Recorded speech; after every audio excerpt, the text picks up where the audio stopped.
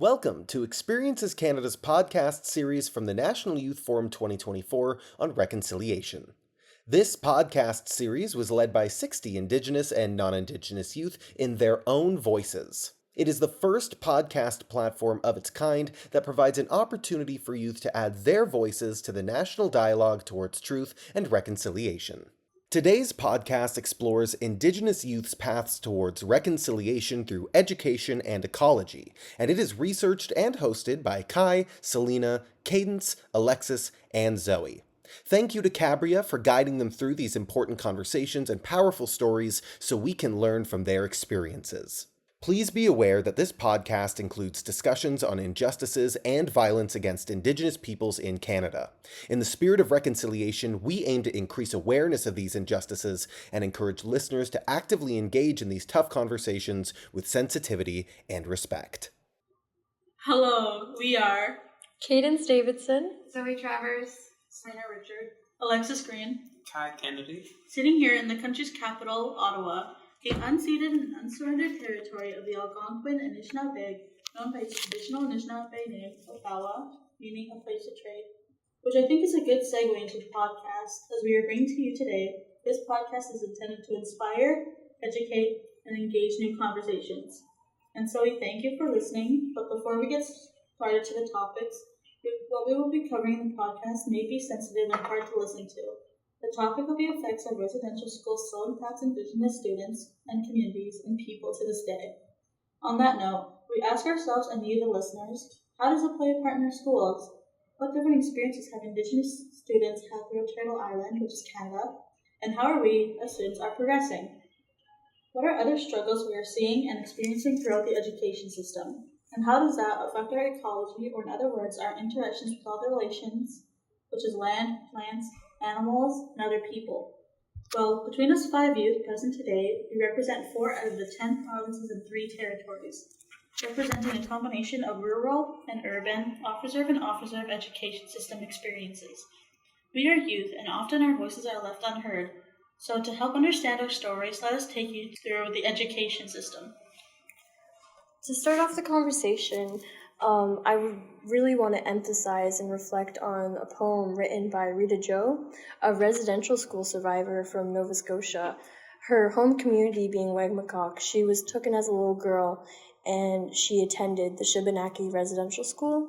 And even as an Indigenous student today, I see myself reflecting in this poem.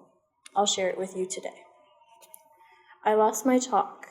The talk you took away when I was a little girl at Shubenacadie school. You snatched it away. I speak like you, I think like you, I create like you. The scrambled ballad about my word. 2 ways I talk, both ways I say. Your way more powerful. So gently, I offer my hand and ask, let me find my talk so I can teach you about me. So reading this poem, do you guys often find yourself or see yourself reflecting in this poem? Like I stated, how I see myself reflecting in this poem is in the stanza, so gently I offer my hand and ask, let me find my talk so I can teach you about me. This is her way of asking about reconciliation, so she can find herself and teach others about herself, going hand in hand. Does anyone else relate with this? So on that stanza too, when it said, let me find my talk, it actually feels like it stands out to me since I speak both languages, but since English is so overpowering, I don't have enough time to learn about my language. So. It's not supported by the education system. Yeah. You learn your language or your culture. Mm-hmm. It's in a way it's still teaching the same things they were taught back then. Yeah. Just in a much less harsh environment. After hearing these points, this just goes to show that the way she felt as a little girl is still being reflected into Indigenous students in today's education system. This reflects about generational trauma, comfortability, and other ways of living and knowing. So tying this into education, it talks about how she's miseducated also with her culture as we still are today. So the miseducation can cause harm to Indigenous students, people, and other cultures. So with the miseducation, it only doesn't hurt us, but it hurts our view. I agree. I totally agree with that. Like for me, I didn't know until a few days ago that in residential schools they take women's reproductive system, or either tie their tubes or they completely remove it so they could no longer bear children, thus resulting in them committing biogenocide. They also like experiment on it too, like like that old outdated like food group system. Yeah, and they also experimented medicines on them. Yeah. Like my cookum, she was experimented on with ear medicine, so that's why she can't exactly hear. So in this case, this is the situation where they water down and desensitize education for non-Indigenous students to protect their ears and the way they learn and know, even though this is something we still live with because it's not history. There are still residential school survivors around to this day. Yet you're born with that fact almost constantly present in your lives, and me and other people like me, we really don't hear the full story, like, unless an Indigenous speaker comes in and tells us their stories, other stories like them, and that might happen like once or twice a year if you're lucky, and I don't even know how it goes outside of my school. So tying back into the Rita Joe poem, would you consider Rita Joe to be a success story or another victim? I feel like it's on the middle since I haven't heard about her until you said something. Mm-hmm. And I feel like we should push more of that, more of the poems to be more taught about and more analyzed. So I would consider Rita Joe to be a success story because this is her way of resilience and living and knowing. And so in the Maritimes, she is used in education, she is promoted. So her form of reconciliation really is coming true. Moving on, so Rita Joe is an example of success stories in education. So why only focus on our struggles when we can reconcile with more success stories? Success stories will only promote Indigenous people from past and present. We think of Log Canoe, for example. Mm-hmm. Yeah, because his parents were born a residential school survivor. Yeah. And so, yeah. Could you give us a little background about him? I couldn't I only seen the residential school survivor. Yeah. Those are who his parents were. Yep. I think he was a writer. He was involved with a lot of drugs and alcohol. Yeah. During his university years.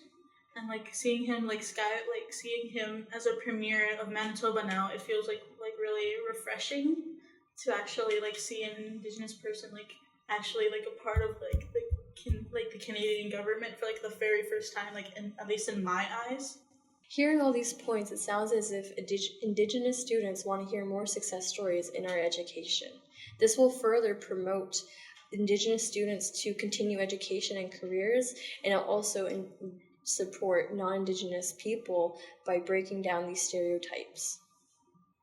I feel like if you have more Indigenous success stories in schools, that could definitely promote more Indigenous kids going to schools.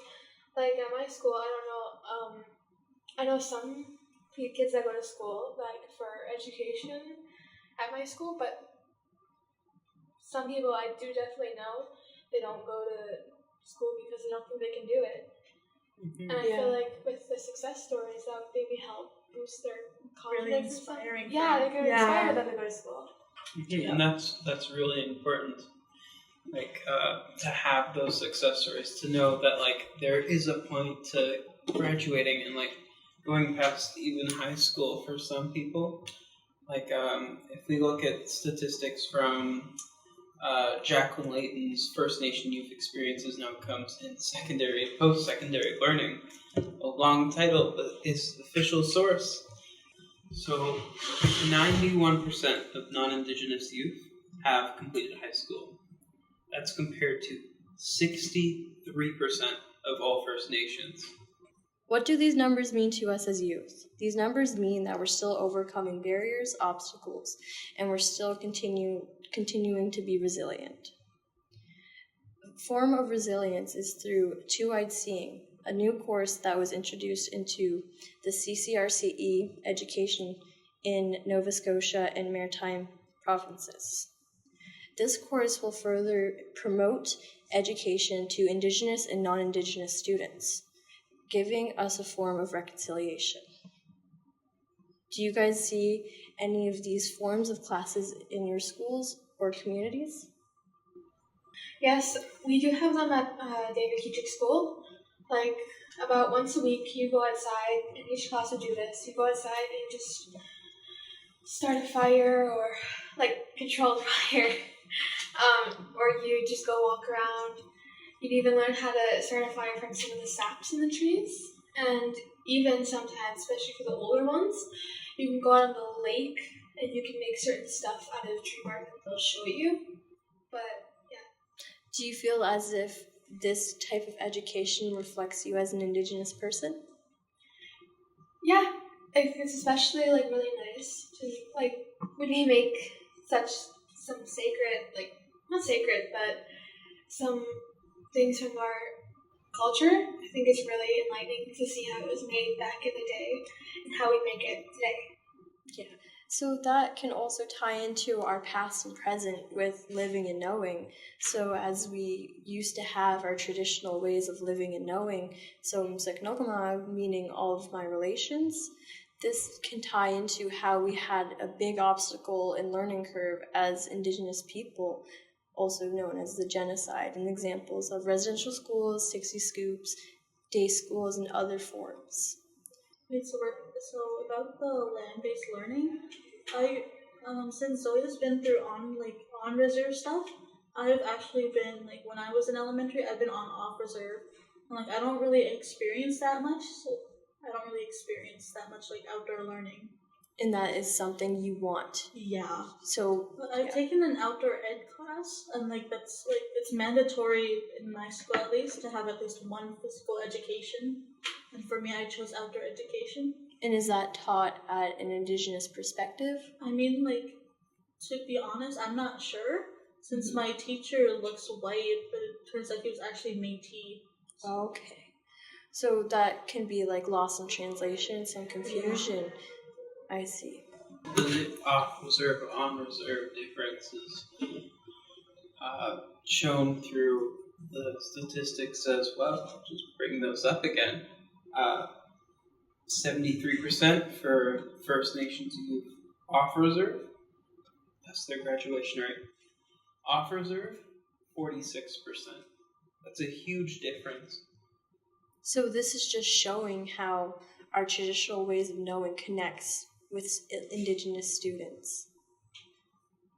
Do these statistics stick out or say anything to you? So with my experience of going to school on and off reserve, which I have done both, is on reserve, I was definitely more connected to my community. I felt more secured and I felt more backed up. But going off reserve, it felt very foreign to me. And my mom, when I was little, she told me we put on a sense of security and it's our fight or flight mode. And so we are never fully comfortable in schools. And so now, as a form of reconciliation, it's our time to change that. Back to the schools thing, I definitely think that with on reserve, I definitely felt more safe and more like I just felt like really at home and connected with everybody there. I can go to school and not worry about who was looking at me in the hallways, but now that I went off reserve, I feel like I'm definitely more closed in. Like on reserve I was really open, but off I'm really closed off because I don't know what it is. I just think it's the loss of security that I had in middle school. So for me, I actually experienced like the different thing. What I was told is that if I go to off reserve, I'll be like really shy and quiet and stuff. Like I'll only be like closed in with like all the other people who went to on reserve school. But they said like if I went to off reserve school, like not only will I have a nice teacher because like the one at David Keachik like was bad. So like my grandma told me, hey, if you go to this school, like you'll know more people, you'll be more like open and like sociable more. Like yeah.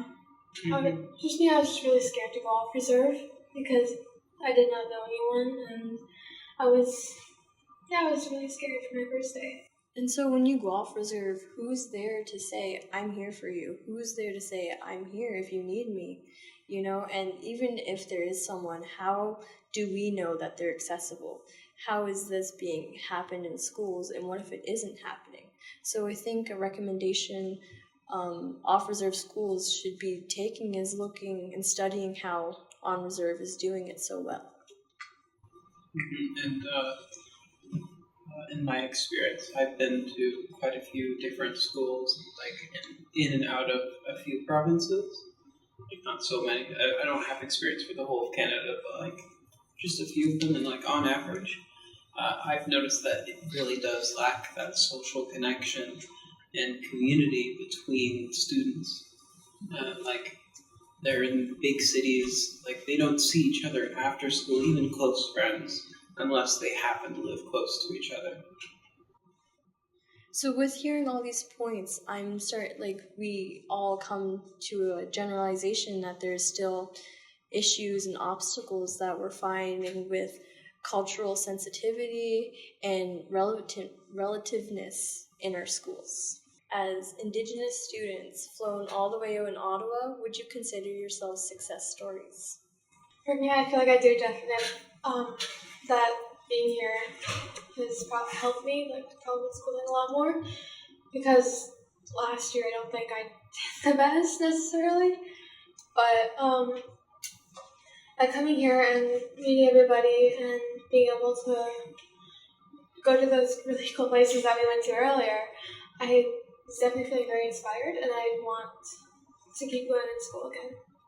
And I feel like we should push those, like we should keep like saying to people, like Indigenous students, hey, you could do so much more than than just staying on the res and just being like one of those band members all the time. I don't want to work in no band office. Being flown out here to Ontario, to Ottawa, capital of Canada, it's incredible being here and meeting all of you youth, which I'm one of, but meeting you all and being able to stay here with you and just learn about your culture and your history and reconciliation and all these things. It's been so great and inspiring. So to conclude this podcast, I just want to congratulate us all because we are all living success stories.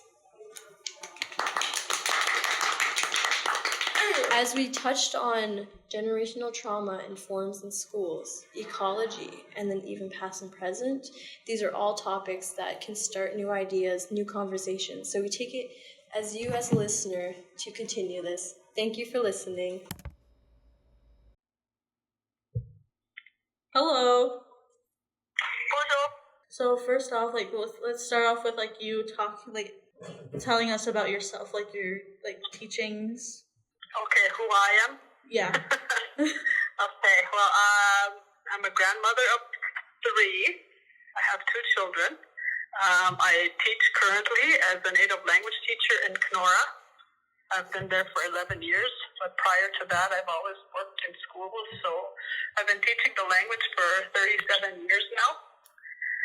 And often, most of the time it's spent on native language. I did teach grade 3 before, and I did teach kindergarten a couple of years. So, but my specialty is native language. You've had experience with on and off reserve since you've been teaching for 37 years, correct? Yes. Okay, so Yes, I taught in the DKS school here in our community for I can't even say how many years. Quite a long time anyway before I went into Kenora. So I'll start off with the questions. So from teaching both on and off reserves, how are you limited? Through education and money wise, basically? Yeah, challenges. Well, the challenges that we had when I was working on the reserve would probably be the lack of funding to pay the teachers because we were getting way below standard. Yeah. That was one of them. And then not getting the right resources for us to teach the students. That was another one. And I believe that for a while we had no gymnasium until they built that. So that was another thing. So, and what about off reserve? Was there like a big change to that? For me, yes, because now I was with the union, and then I was basically they looked after me. Anything that I did, the union always stood up for me. So I really liked that. Plus, getting benefits, benefits that I never got on the reserve. Yeah. So when I was working on the community, they didn't take any of the CPP or any of the benefits off at all. Or they didn't even do any of that. So when I came into Kenora, and I've had all those years of experience, they just basically granted me 16 years of seniority rather than just the 2 years that they thought I was going to get. But they said, no, we'll grant you 16 years. Nice. That was a bonus for me. And yeah, so I like the union. And one other thing too is we get resources. Yeah. Not me personally as a native language teacher. There is no resources for teaching Anishinaabe language. You basically have to create your own stuff. So that's the downside of teaching Ojibwe. Okay, so another question that someone asked, and this is like connecting to residential school. How were you successful? Well, when I was attending residential school, I'm not sure if I'm going the right direction with your question. But when I was in residential school, I really, really admired the supervisors, the people that took care of us. I really admired how they were able to manage to look after 25 kids every day. So I really liked that part. So I think that's probably why I became a teacher and why I wanted to make change. From like facing racism and like other Other limitations. limitations, like dealing with racism and like challenges. Like, how did you overcome it? Well, for one, that was really difficult because I encountered racism all the time when I was going to school, right from elementary school, because I came from the residential school, and so a lot of the students did not really like us because we were from residential school, for one. Then even going into high school, there were always groups of kids that loitered around the hallways, and they always made fun of Native kids as they walked by, and I felt that too. So that was very hard. So but the interesting thing about this whole thing was that when I graduated and had my BA and my BEd and my native language specialist, and I taught for the very, very first day at the high school in Kenora, that was the first thing that happened with me as I was walking down the halls. Was I kind of reverted back to my teen years. In my mind, I'm thinking, "Oh my God, there's lots of kids here. They're gonna start saying awful things to me." So, that's what I was thinking as I was walking down the hall, and then I just had to snap out of it. No, you're no longer that. You're no longer that kid. You're an adult now. You're a woman. You're a grandma. You need to stop. You're a teacher. You're certified. You have every right to be there. So that's what I just had that moment. Like off topic, does anyone have any questions right now in the group? It's not a question, but your story of being able to get past all that prejudice, those stigmas, that racism, get to your position, and even though in the past you were, laughed at, disrespected, and just those kinds of things, you still managed to become a teacher and fulfill what you said was your dream, what you wanted to do, and just you made it all the way there, and you kept going, and you've done it. That's really impressive and inspiring to me. Yeah, thanks. I really love what I do. I really, really love it. So every day when I go to school, it doesn't even feel like work to me because I love what I do. I love being with the kids. Yeah, so I love it. Oh, and I'm looking at retiring next year but I don't think I will. My retirement year is July 2025, but I don't think I will. I'm going to follow Alexis around as soon as she graduates from high school. I'm following her to college too. Okay, so from coming from both off and on reserves, have you noticed like differences, like from the students, like personality, I guess? Yes, there's a huge, huge difference. I can say that because you are one of the students that has not attended school on the reserve. You did when you were younger, but maybe JK, but after that you were always in Kenora. And so with you, you're very outgoing, you're very outspoken, whereas the kids here on the community are very, very shy. They don't speak up for themselves. They don't talk for themselves. So there's a big difference. Yeah, we were talking about that earlier, how the sense of community and outgoingness, like you said, in one place they're very shy, not outgoing at all, but then Alexis is super outgoing, is super nice too, and just that difference between the things and what may have caused that. Like, what do you think is causing that, or like what the difference is for you? For me, I don't think the kids here on the community are exposed to too many things, because with us, with my little family, I always try to take Alexis out to many places, like in Kenora, or I just take her driving around the country or flying around the country just to look at places, go to museums, see a whole bunch of things, other than just being on the community, just being stuck on the community, not having a place to go. And so,